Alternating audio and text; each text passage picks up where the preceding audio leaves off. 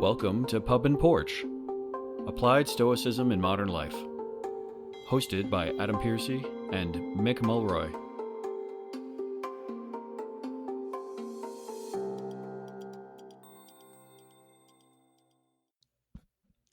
Okay, well, we are back with Pub and Porch Applied Stoicism. Mick Mulroy and Adam here. Mick, thanks for coming back again. Today we were going to jump right into it and talk about the concept of justice, which um, definitely seems to be an apt discussion topic right now. Not only for, I think, the concepts of legal justice and criminal justice, but also the concepts of justice in the sense of wider treatment of others. So, Yes. and I think this is one of those times where I think the applied part of our show title, I think, will really hopefully start to shine through, because it's easy for anyone to start quoting statements by Epictetus or Seneca or Marcus Aurelius with this concept. They're obviously good quotes or great quotes even, but I think this is the kind of thing where applying I almost feel like this is one of the most applied parts of the practice is that concept of justice and the wider, in both the personal accountability sense, the wider sense as well, though, because it's all about actions, and that's how those kind of come together. So, but what do you think, Mick? What's your lead in you'd like to start us with today? Well, first of all, I'll say I love quotes, but for whatever reason, I can't ever remember them exactly, right? So I see all these quotes, and then I'm always writing them down, and then I've got to refer to them. So, uh, and greetings from Washington D.C. I think where justice is obviously something that is discussed quite a bit, and I think a lot of people think justice. They really just think the legal process. They think due process, um, and equality, which is certainly part of it, right?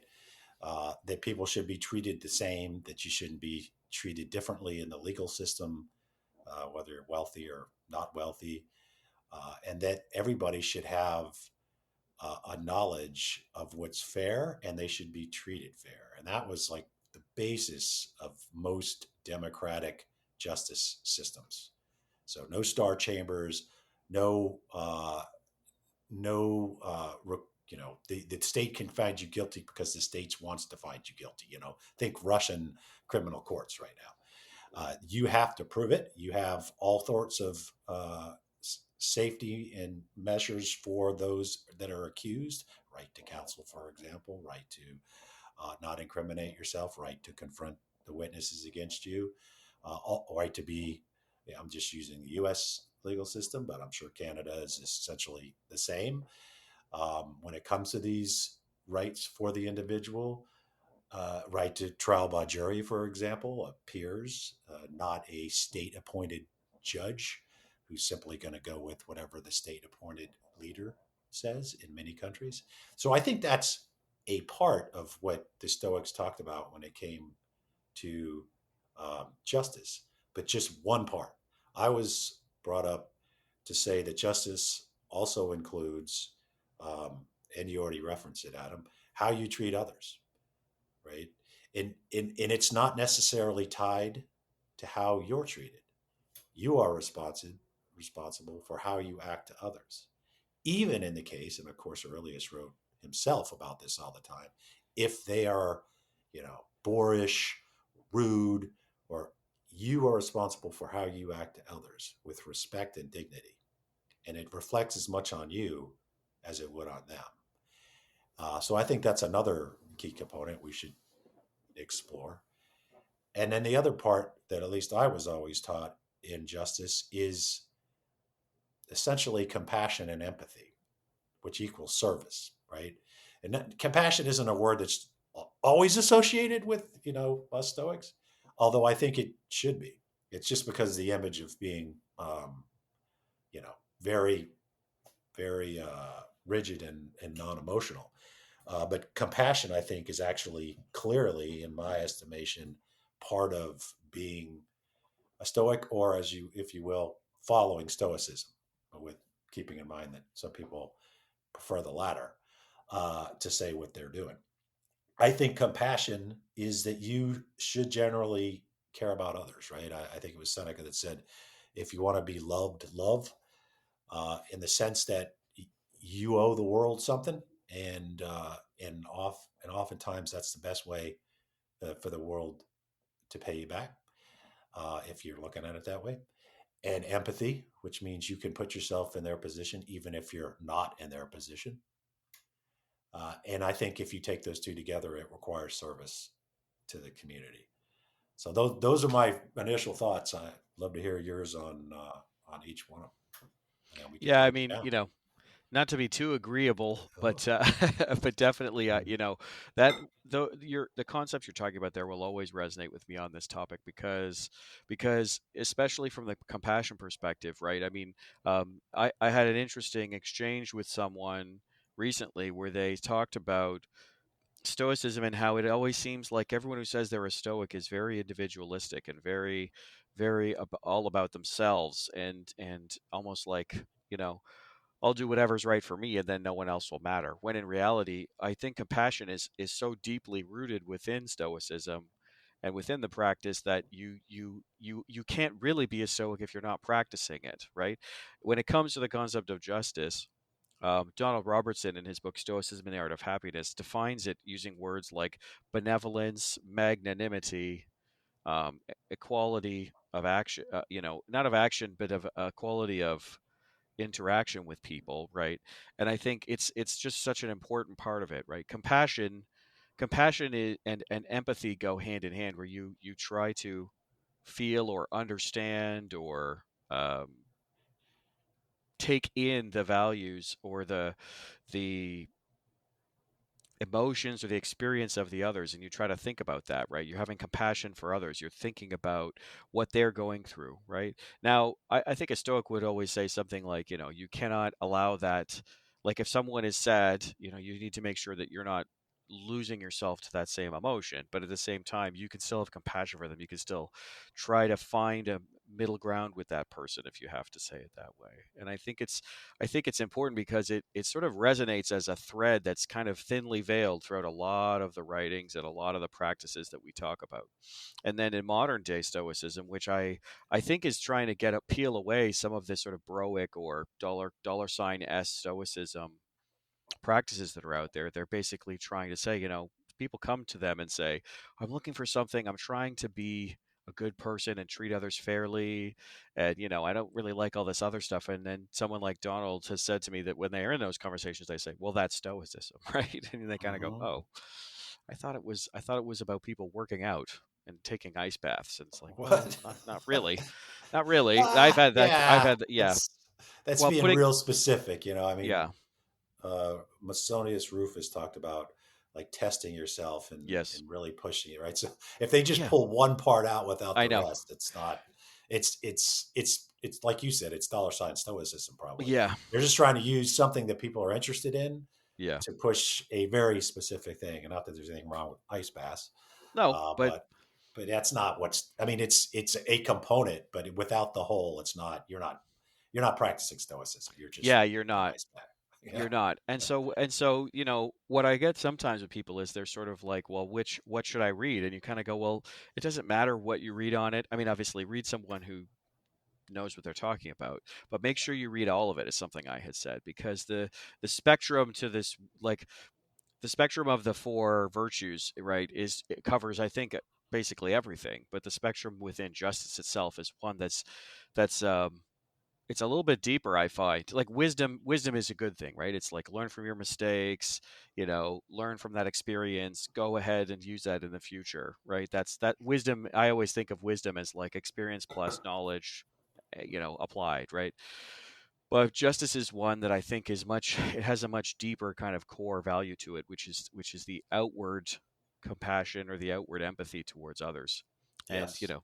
but then people struggle with that today, especially because and not getting into specifics, but today we are experiencing some very very challenging times on different fronts, whether it comes to equality for certain members of society, or war or famine, or um, injustices like criminal injustices, right, going on unchecked or unpunished or whichever. And I think a lot of people really struggle with what to do with that. I mean, I know I have. Like, there's an interesting thread with any of these kind of podcasts, which is someone will always ask you, like, well, what do I do?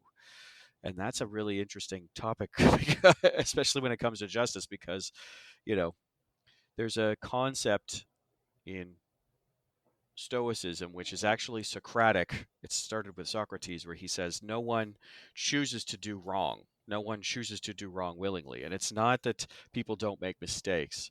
It's that when someone does something, they think it's the right thing to do. So if we'll use a metaphor. I'll use ice hockey because I'm Canadian, although I really don't watch ice hockey at all. I actually don't really watch North American sports, but in ice hockey, so Wayne Gretzky was an amazing ice hockey player, and he would pass the puck. And sometimes it wouldn't, like at the start, especially of his career, sometimes he would pass it and it looked like it wasn't going to anybody, and he wasn't making a mistake. He was trying to pass it to where the person was going to be, right? So the thing is he's not trying to screw that up. He thinks that's the right place to put the puck, just somebody else isn't there. And, you know, I sports metaphors sound kind of bro, but at the same time, I think it's Nothing the wrong same with thing. sports. Yeah, There's exactly. But a I lot of think it's connection to stoicism in there sports. is, yeah, Yeah. absolutely. And I know there's a a lot of work done with persons like Ryan Holiday about that. But I think that's kind of what we're talking about here, right? Is like going into it thinking like you know having compassion for others and understanding that they're not out there to get you. They're not out there to screw this up in a way. No one I think I've said this on the podcast before, like there's no evil man in the corner twirling his mustache and thinking I'm going to ruin all of this. That's not what they're doing. In many cases think it's the right thing to do. They can be wholly incorrect. That's absolutely true. But, you know, when you walk in with that magnanimity to say they're trying their best, or at least trying to do what they think is right, that doesn't mean it's not wrong. That it could be very wrong and there are wrong Mhm. things happening. But when you go in thinking like everyone's trying to just do what they think is the right thing, it helps. And that's my first tip for today when it comes to that is like just trying to, because most people that will listen to this and go through this, they probably don't work and, well, actually, I shouldn't say that, but my assumption would be that many people who listen to this kind of thing wouldn't be people who are in split second decisions all day long that are Mhm. life and death, right? You're dealing with tough people in the office, or you're dealing with the guy who cut you off on the highway, or you're dealing with, you know, maybe something worse than that, though. But I always try to remember that because compassion is so deeply tied into it. Of just like Socrates would argue you to death, but he would say, "I want you to be able to express your opinion, and I think it's okay. I'm telling you that you're wrong, right?" So Yeah. Yeah. So the first one of the points you made, Adam, I think is very key to expand on, and that's the idea that stoicism is self-centered, which I think is in many ways the opposite because their self-centeredness, if you will, is about criticism. Like you're supposed to be harder on yourself than you are on others. So yeah, there's a self in reflection part of it, but it is to be a better person, which of course benefits everybody else, right? So instead of walking around criticizing what everybody else is doing, Stoicism asks you to focus on what you are doing or not doing, uh, you know, and not do the other, and literally not be the guy or gal that walks around, pointing out the flaws in other people, talking about them behind their back, which I think is completely non-stoic, spreading rumors, right? The three sieves of Socrates talked about, if it's, he went down the list of, you know, do I need to know? Is it good? Is it valuable and something that would change? And if the answer is yeah, no, don't say it, right? But yeah, it's very self-critical. Like, don't complain even to yourself. As somebody serving in the military, that's a hard one to do because like it's the only thing you got to do that you could control is like complaining, right? So it's like the lance corporal's God-given right is to complain. But in Stoicism, yeah, the idea is no, no, no, no. And then there's also you're responsible for your actions, right? You referenced the conflicts that are going on in the world, and to be frank, as somebody who my full time job is working with a bunch of veterans to help humanitarian efforts, so I'm involved in all the conflicts, just about all of them. Most people are starving in these conflicts because of the conflict, right? We're not talking droughts, they occur, of course. We're not talking natural disasters. We're talking man-made disaster, which is now creating man-made famine. Yeah. And that's important to highlight. Mm-hmm. Uh, and I think if you take Gaza, for example, and we're not a political show, and I don't even talk politics, but um, everybody's responsible for their own actions. Yeah. So the horrific events of October 7th should never have happened, and everybody that was involved should be held accountable. And I'm pretty harsh on my accountability, uh, but kids shouldn't starve to death either. It shouldn't even be a debate. Like every human adult should know that in their core. They shouldn't have to be, that shouldn't have to be something you convince them of. It's simply unacceptable. And I would only say, as this relates to Stoicism, you ultimately have to be responsible for your actions. You cannot Yeah. become your enemy, not to keep going through a bunch of quotes, but there's so many quotes to come out of Stoicism that Yeah. reflect on this, right? The best thing you can do is not to become like your enemy. Because if you are morally as corrupt as they are, literally, because you're being like them. Yeah. So I think there's a poignant thing when it comes to the worst extremes that's going on in the world. It's obviously not just in Gaza. There's conflicts in Ukraine. There's conflicts in Sudan, particularly in Sudan. There's humanitarian crisis is even worse in Gaza, which is hard to believe, and it's all because people are fighting, right? Yeah. So that's a very real world extreme example. But ultimately, if the world was full of the practitioners of Stoicism, Yeah. it would be hard to be one and allow the other to happen. Yeah. So I think it's, in fact, not hard to be impossible. You simply would not be doing, Yeah. you not be following. So that is something I think is very, uh, very relevant right now. Absolutely. And I think let's talk about action because, what I get a lot of times from people, right, is I am a pacifist myself in the sense of I don't believe in violence or weaponized conflict. I just don't. I'm also very lucky to live in a place where that doesn't really happen. But the truth is that a lot of people sort of ask about what can I do, right? Because like let's take it in the most mundane sense of like you're in a boardroom or a meeting and someone's really rude to you in that meeting and belittling or whatever and they're like, so am I just supposed to take it, right? And I think there's an interesting thing that we should talk about here because I don't think you and I would say in any way that the answer is just do nothing, right? it's okay to it's okay to take what they say and say that's wrong or whatever, right? And I think it's really important to look at it this way because we talk about you're responsible for your own actions, but I think some people feel like they can never do anything. But when we take the quote that you were just talking about, I think it's important to say that, try not to be, the best thing is to not be like that person, not be like that enemy. But the thing is like that leaves you with a huge spectrum of actions you can take in reaction to that. I mean, the first thing obviously is talking about how we do it, like you have to work on not losing your cool because of something somebody says. I always like to think about Winston Churchill's quote when he heard about people saying rumors about him, and he said something like, well, it's too bad they don't know me better because there's way worse things they could be on me about. And I love that one because I'm like, I'm sure I'd be the same thing if people knew me more, right? But at the same time, what are the actions you can take, right? Like it's not a bad thing to say, I think that was very rude, right? In a controlled manner, obviously, but like, I don't think that's very rude. I'll use an example from my side. I work with the space program, and we were having some tough conversations in a meeting one time, and someone like literally chastised someone in this meeting. And I'm not saying that I'm perfect. I'm using this as an example, but I did take an action to not be like that person and say, I think it's disrespectful to make that statement in front of the 20 engineers who are Mm-hmm. working this problem right now, right? And it changed the tone of the meeting where Mm-hmm. we weren't getting, I use the term lambast along a lot, but we weren't getting lambasted by this person who was just chastising us all like we Mm-hmm. were like we were idiots, I'm going to say.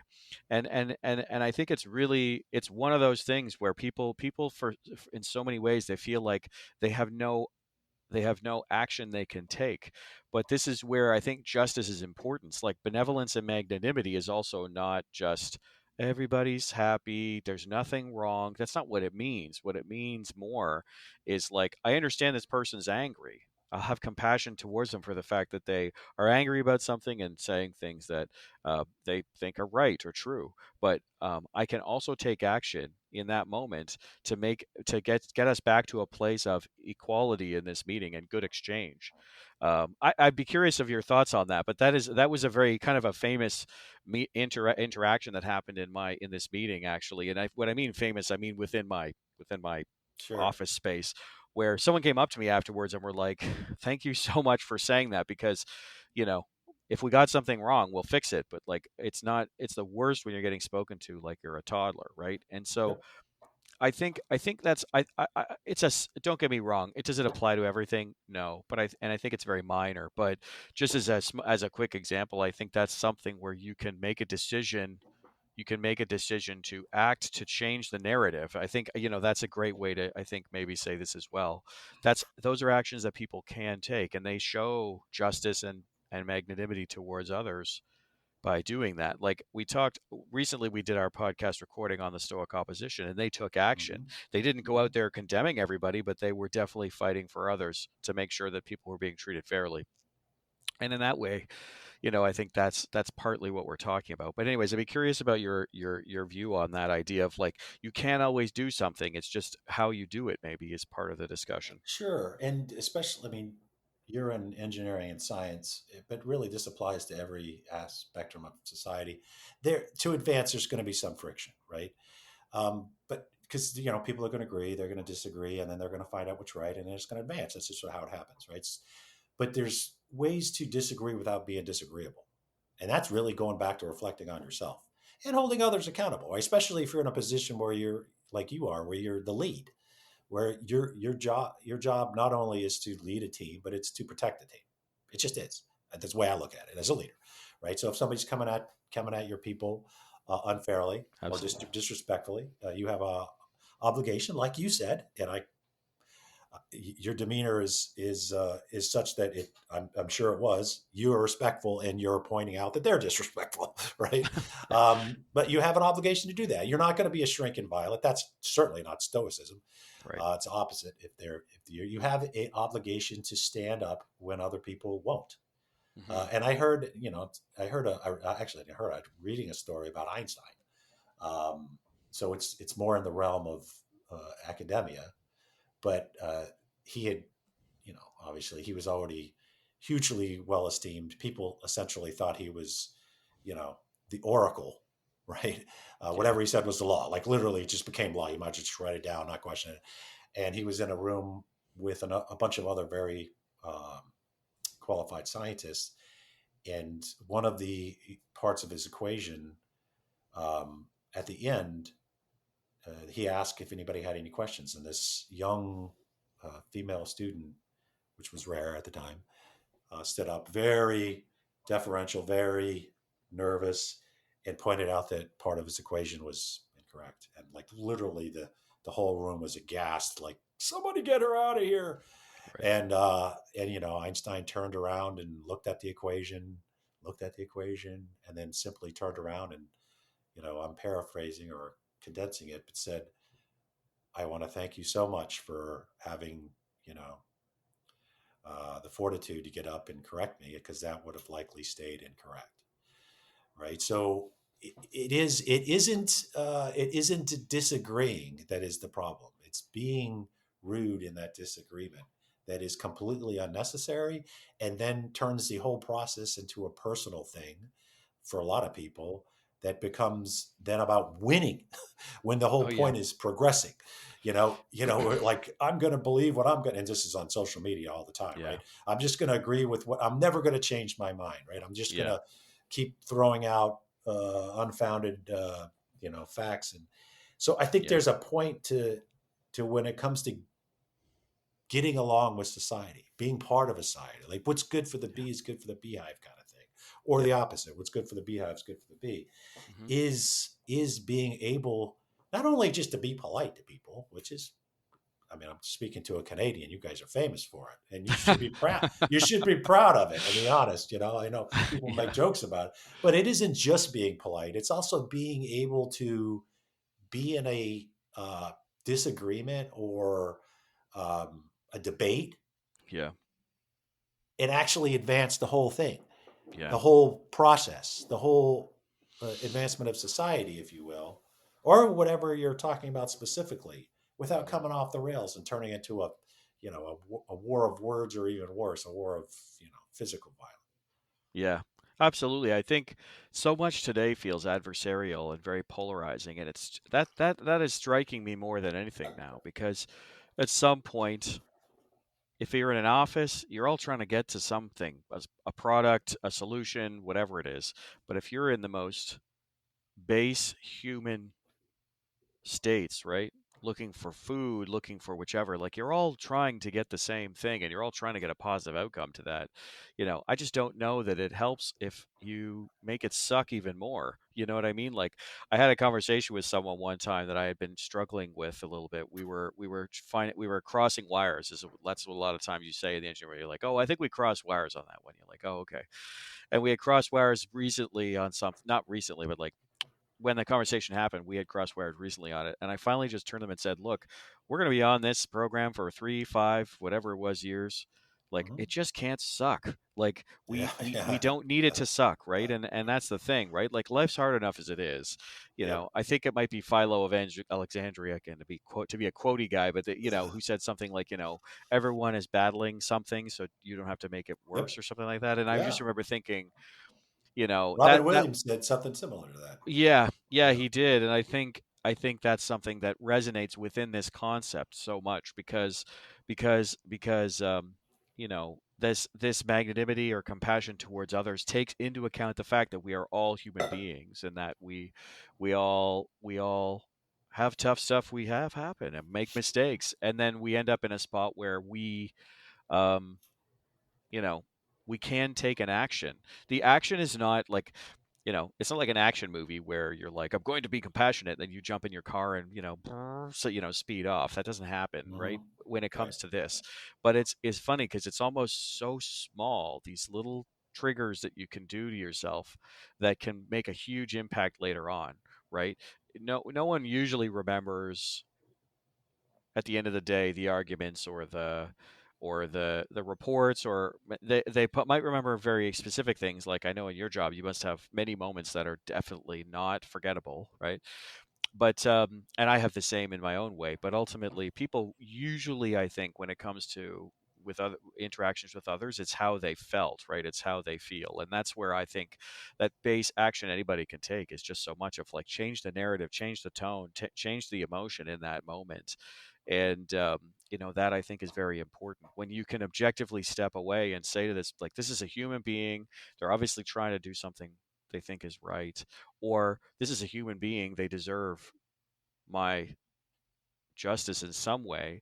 If you can get to that place, I think that's a big step forward for many of us. It gets away from the adversarial nature. It gets away from all of this other stuff. Because I was never raised with the idea that there were different races. Like I always understood the concept that there was the human race and then we had different ethnicities within it, right? Mm-hmm. And so if you can get to that base idea of just like they're all human beings, right? Treat them as such. I just think it makes it better. But it's Yeah. tough. It's tough. I'm not saying it's easy. I don't know that you are either. No, I'm not. I would say on that last point you made, uh, the idea that Dr. King had that everybody should be judged by the content of the character, not the color of their skin, is something that everybody should listen to, because there seems to be uh, a shift, if you will, in which the only thing that's important is what race you're in, right? So I'm not saying that I mean, obviously, if you know me for a half an hour, you know my ethnicity. I'm not saying you don't acknowledge it, be proud of it, and all that stuff, obviously. But I'm just saying that if you take that quote and that's where society wants to go, then you can't turn everything to an issue of race, ethnicity, and gender. If you do, then you're not trying to go to it, especially on the race issue and ethnicity. going to a colorblind society. You're trying to go to a society that amplifies color, that essentially depicts you as your color, and that wants to characterize and categorize you as your color. So it's something that I think, because you got certainly issues on the far of each side of the political spectrum, but they're ending up in the same place, which is you are defined by characteristics which really shouldn't be defined, shouldn't define you. You're not defined as Adam Pearson just because you're a white person with red hair, right? Yeah. That's, I mean, you gotta call it like it is, because there's plenty of people who essentially look at you or anybody, whatever color, whatever hair, not to pick on you, buddy, but Yeah. and then all of a sudden that's who you are. Yeah. And if you want a colorblind society, it should be the opposite. Yeah. I You totally should agree. hear who they are, what they Yeah. believe, and that's how you get to what you just said should be the ideal state, which Stoicism said 300 BC. I know. Right? I know. And so people hear, to speak to that last point, for that very last point you said, people hear this and they sort of go, wow, what kind of philosophy is that? I'm like, well, that's Stoicism. Like Yep. that, you know what I mean? Like, let's be real frank, because it was interesting, because there was a book recently that came out, and I think it was titled something like Dead White Men or something. And it was talking about philosophy and, how in reality, like, so Zeno, I believe he was Phoenician, right? So, which means They, that they don't know, but yes, they they don't think know. he probably was, but Yeah. he Greek, Yeah. from a But Greek let's put it that way. He's not idiom. from Ireland, right? He is Mick, not, like, he's unfortunately. not from Unfortunately, we would have claimed the hell out of him, just so I you know. know. I know, but he's not from Ireland, right? He's not from Britain, which is where No, most no, of of my course not. stock is from, right? And I think it's very important to say that, right? Is like, Yes, he we wasn't Greek. They don't it think.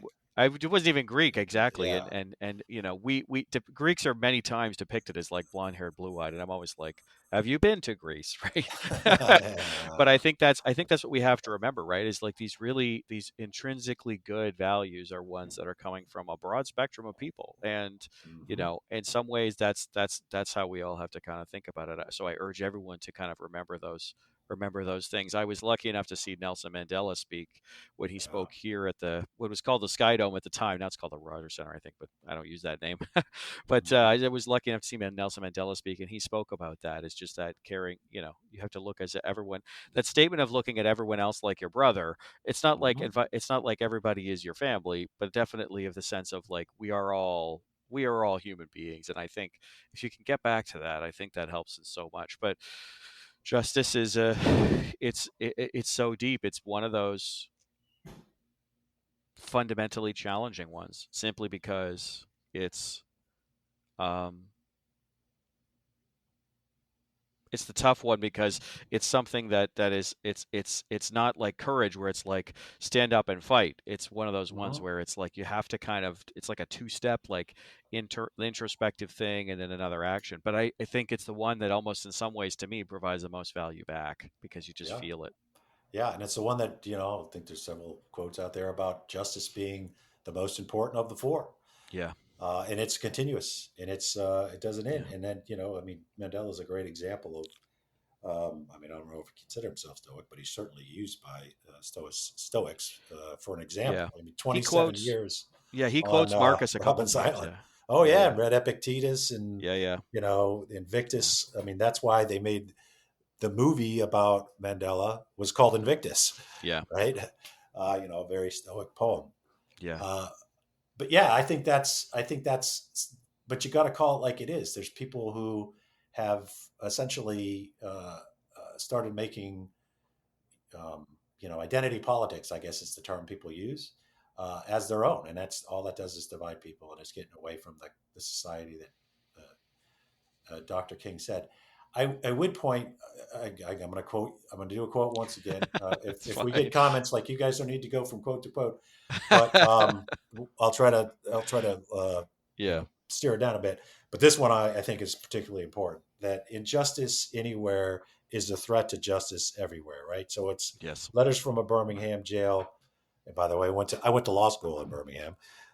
And my constitutional law course essentially was like everything took place within, a walk from my law school, right? So you could go Right. to the Birmingham Okay. jail Wow. and actually see these. But I think that is a very apt quote uh, for us, because justice also is not just about you or even your society. If you're not willing to stand up for injustice against injustice everywhere, um, you're not truly grasping the concept. I think Right. obviously Dr. King did grasp the concept, but his quote perfectly sums it up. If you are not willing to fight for it where you are, it's not really going to exist anywhere. And that is something, and that is why Stoicism will never be a bunch of shrinking violets, never be the people who don't stand up, because if it is, it will never be actualized. You have to be willing to stand up for other people, Yeah. not just yourself. You have to be willing to be critical of yourself, not others. I mean, I guess you can still be critical of others, but the point is you should be more critical of yourself. Yeah. And you have to be willing to put it on the line. Courage isn't just, like you said, charging into battle. That's courage, but it's also not sitting at the back of the bus, Mm-hmm. right? And then not Yeah. allowing other people to have to sit at the back of the bus. Yeah. Well, I think that's the key reason why this lasts for so long. You mentioned 300 BCE. Our progenitor is from 600, so like let's average that out as 2,400 years, right? It's Yeah. or 2,450. I think it resonates and resists against the polarizing, ebb and flow of the time because it's so universal, right? And you know what I would say now then, just because I think we're probably at a good place to wrap up, is because you were mentioning about if people make comments about us going from quote to quote, do tell us, leave a comment or send an email, whatever, like, I'm because we still do gonna want do it. engagement. Yeah, I know we're still going to do it, but we want but we want engagement from I'll others, tone it right? down. So oh, it's all good. But I think we want engagement from others, and I think it's important to say, especially like the concept of justice is one that has a couple of different underlying themes. So I think we'd love to hear from people as to how they actuate that in their lives, how they feel about it. Do they feel like you and I do, where it's almost one of the most important ones, right? If not the most important one, or do you feel like it has a difference there? I think it would be interesting to hear other people's take on this one for sure, because just this is the other one as well, where it's not as much an internal one. It's also about the treatment of those around you. And I think we'd love to hear about that and our different avenues that we'll have for people to talk to us about that. So, but it's probably a Yes. good place to wrap up, unless there's anything else you'd like to add, Mick. No, I think you covered it well, Adam. If people have ideas on this, if people would like to write about Yeah. um, the concept of justice, any of those components, as it relates either in general or specifics, Hmm. please send it to us. Yeah. We want this to be an interactive um, effort and a Yeah. combined effort. So it's not just the two guys talking. We aren't, and we don't hold ourselves out as some kind of sages on Stoicism nor professors of philosophy. We're two guys that are just talking about the philosophy we follow, and Yeah. hopefully in a discussion with others that are interested in the same. Yeah. Absolutely. Okay, well, Mick, thanks again for today. I hope if you're listening to this out there, you have felt like you've gotten something from it. But otherwise, we will see you on the next episode, and everybody take care. I'll say this is a good time, I think, to quote Stephen Fry and say, "Everyone, please be absolutely wonderful to each other," and then we can sign off. So, cheers. Thanks, Mick. Good. Thanks, buddy. Thank you for listening to the Pup and Porch podcast. If you'd like to find out more about the podcast or its host, head over to pupandporch.com, and you can listen to all our episodes on Spotify, Apple, or whichever platform you prefer. And if you'd like to help out with the podcast, you can find us on Patreon. Drop us an email if you have a comment on any past episode, you have a suggestion for future episodes, or you have an essay on an important topic for Stoicism. send it to us, and then we can be reached at info@pubandporch.com. Today's music was provided by bensound.com. Until next time, Pub and Porch out.